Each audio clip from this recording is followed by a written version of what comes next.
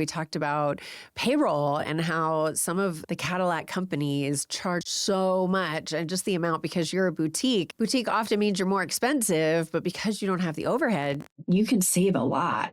Yes. I think when we go in and evaluate some of these companies that maybe they're coming from a PEO, a professional employer organization. And what that means is they're under an umbrella, someone else's EIN, and they're shared employment. So those employees under that employer are actually under that PEO as a employer. So it becomes really expensive because I think companies think, well, they're going to protect me. It's their liability. And that's not exactly how it works.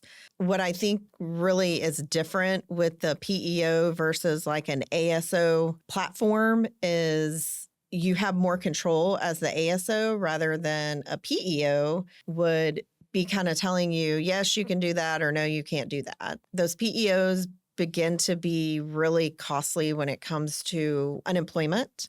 So unemployment percentages will typically go up. And a lot of times too, what's interesting is when we're talking to these clients or prospects, they don't even know if they're with a PEO. Yeah. How would you know if you're a PEO or a ASO? Who knows that? A lot of times they don't know until they try to get out and say mid-year, right? If you're trying to change providers of payroll. Yes. Okay, so this is your payroll service provider. Yeah, and HR as well. So PEO offers everything. Oh, all the benefits and stuff as well. Got it. So if you're trying to change the end of a quarter and you're going to your current payroll provider and maybe being in a PEO and saying, well, can you provide me, all of my records from January to, September, the end of September?